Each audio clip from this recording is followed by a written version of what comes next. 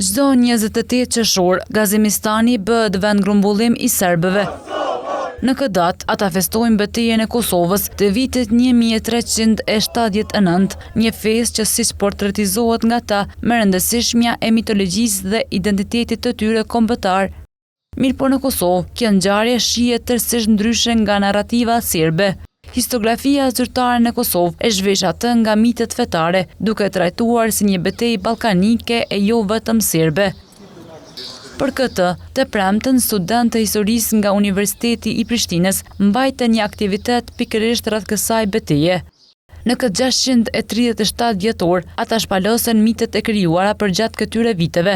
Përmes këtij ilustrimi, po dojmë të ofrojmë disa fakte dhe argumente se si historiografia serbe, kisha serbe këtë rinom, edhe politika gjithsesi kanë bërë përpjekje historikisht me instrumentalizu këtë betejë, edhe me pronësu, me monopolizu betejën si të tillë dhe kësaj me ndërtu një narrativ në opinionin publik edhe në ato akademik mbi ndikimin që kanë pas ekskluzivisht serb në këtë betejë. Gjatë këtij aktiviteti, u tha se në periudha të caktuara, sidomos deri në fund të viteve të 90-ta, historiografia serbe arriti ta shtrihej ndikimin e saj në qarqe të ndryshme ndërkombëtare. Historiani Noel Malcolm ka folur për mitizimin e kësaj ngjarje nga historiografia serbe, e cila gjeti mbështetje te kisha ortodokse serbe dhe të qarqe të caktuara akademike që vazhdojnë të mbështeten në këto teza. Kisha ortodokse serbe ka luajtur një rol të rëndësishëm në ndërtimin dhe përhapjen e mitit të Kosovës.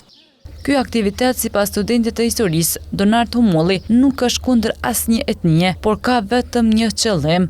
Ideja e këtij aksioni simbolik është që të thrasim në të vërtetën dhe që të vërteta të dalin në pa, që të dhënat të cilat historiografia serbe jep për këtë betejë janë të deformuara dhe të cilat kanë shërbyer vetëm për nacionalizma.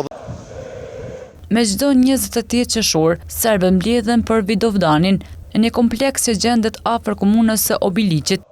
Në këtë ceremoni, ata përkujtojnë princin mesjetar serb Car Lazarin dhe ushtarët e tij të rënë në humbjen e betejës së Kosovës me 1389 kundër perandorisë osmane.